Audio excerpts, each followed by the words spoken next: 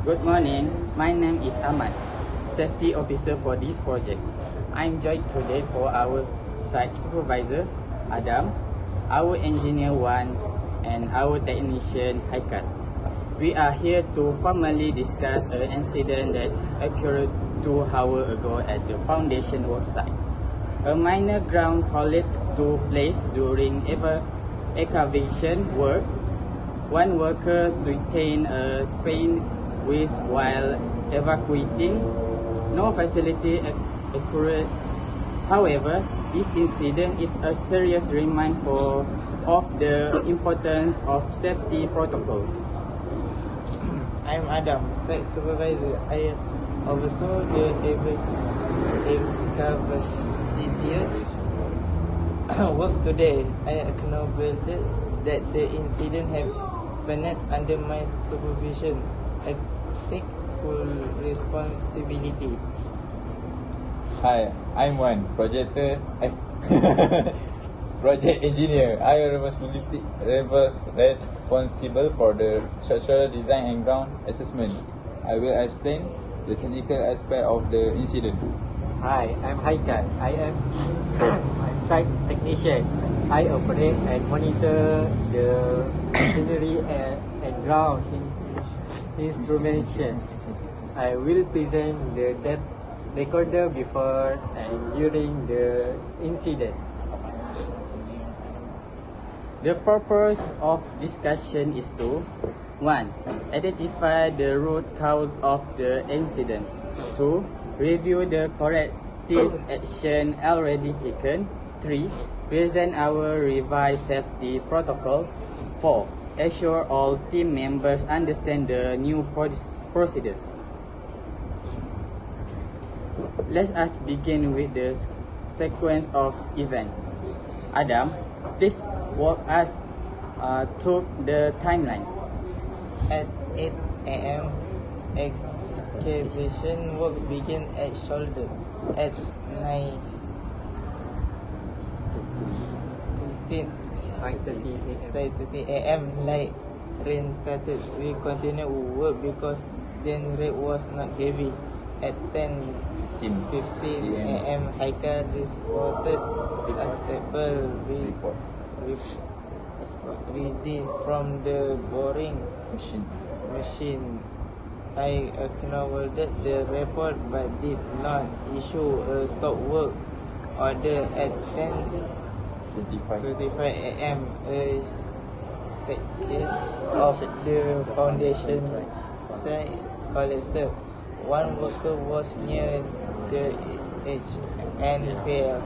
He sustained minor sprain. All work was stopped at 10:13 a.m. Haikal, what data do you record? I have the machine log here. The boring machine square reading was 42 nanometer at 9 a.m. By 10 a.m., it had rise to 58 nanometer. At 10 a.m., it reached 67 nm and 16% increase from normal operation range. The normal range for thin soil type is 38 to 55 nanometers. Additionally, I conduct a visual impression of the excavation wall at 10 a.m. I observe small crack and water space. I report both the torch reading and the visual signs to Adam via walkie-talkie at 10:30 a.m. 1. Let me add the engineering context. The soil at this site is classified as clay slate. After 3 consecutive days of rain period to today, the groundwater level rose by 2.1 meters. The soil becomes saturated. The bearing capacity decreased from 150 kPa to approximately 95 kPa. Our original shoring design assume a bearing capacity of at least 130 kPa. At 95 kPa, the system was operating outside its safe parameters. The collapse was predictable based on this data. So, we have three contributing factors. 1. Ground saturation for prior rainfall. 2. Delay response to technical warning. 3. Inadequate real-time monitoring. Now, let us review the immediate action taken after the incident. 1. Please explain. Okay. At 10:35 a.m., I conduct a site inspection with HICAD. We identified that the collapse section was 4 meters long and 1.5 meters deep. No structural damage occurred to the permanent piers. The temporary shoring beam were replaced. We implemented the following immediate action. First, all excavation work in the affected area was stopped. 2. 3 dewatering pumps were installed around the perimeter to lower the groundwater level. 3. The saturated soil was removed and replaced with compact granular fill. 4. Additional steel bracing was installed at 1.5 meter interval instead of the original 2.5 meter intervals.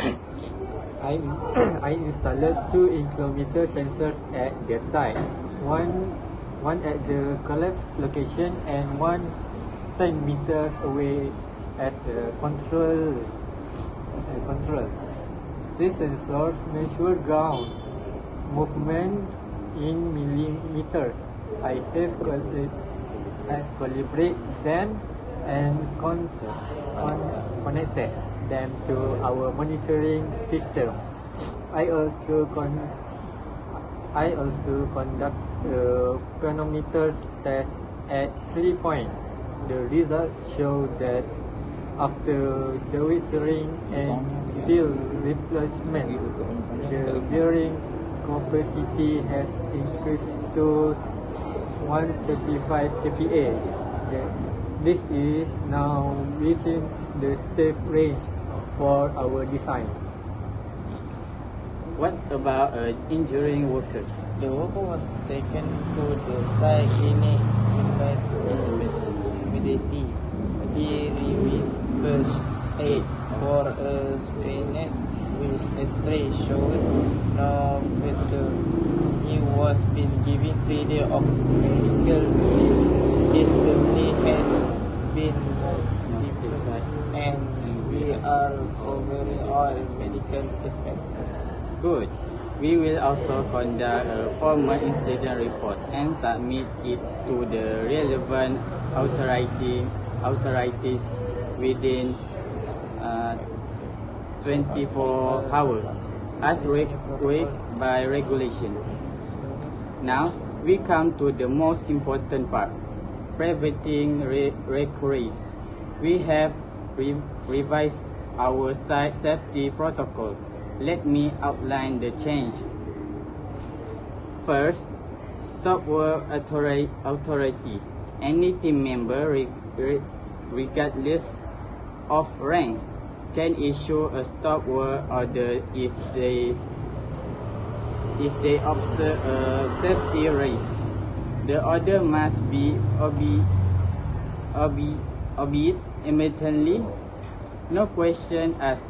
No disciplinary action will be taken against the person who issued the order. I fully support this.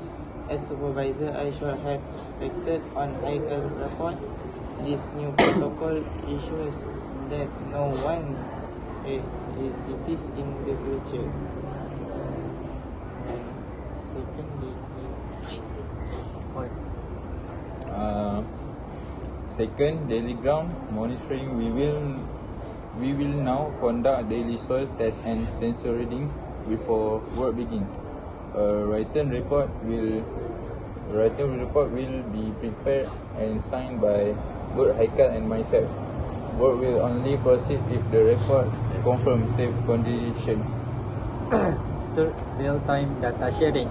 I will send the sensor reading to all team members via group messaging system every hours during work hours. Any abnormal reading will be highlighted in red and accompanied by an automatic alert.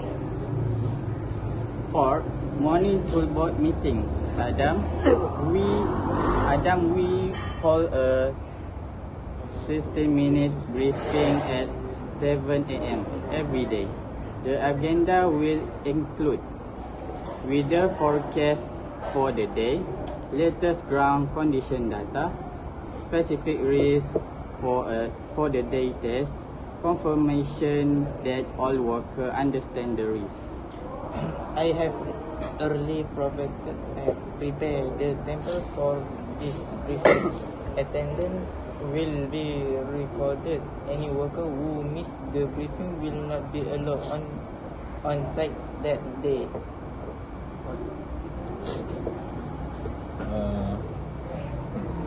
Fifth, design review. I will review and update all engineering drawing to reflect. Mana satu ni? Reflect the current ground condition. The upload showing design include additional bracing and wider safety.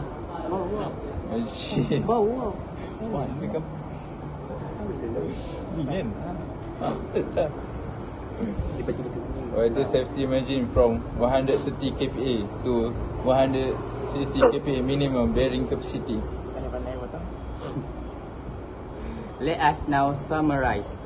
We have identified the root causes, saturated ground, delay response, and insufficient mandatory.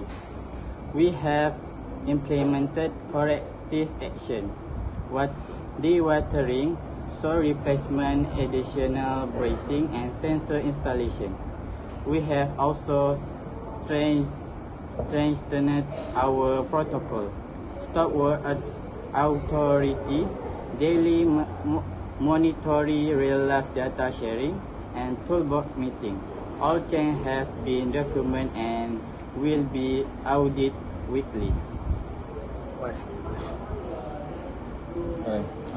From an engineering standpoint, the site is now safe. We will continue to monitor condition daily and adjust our approach as needed. I confirm that all instruments are functioning correctly. I will submit my first full report at the end of today's shift.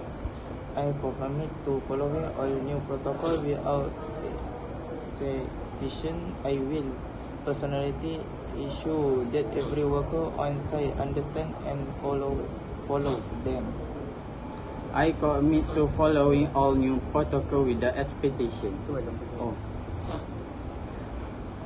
Finally, I want to emphasize this. Safety is not just a procedure, it is a culture. Every individual on the site has the right to go home safely at the end of the day. We owe it to them and to their family to take every precaution. To conclude our discussion, we will provide regular updates as we continue work. Thank you for your attention. Safety first, zero compromise. Yeah.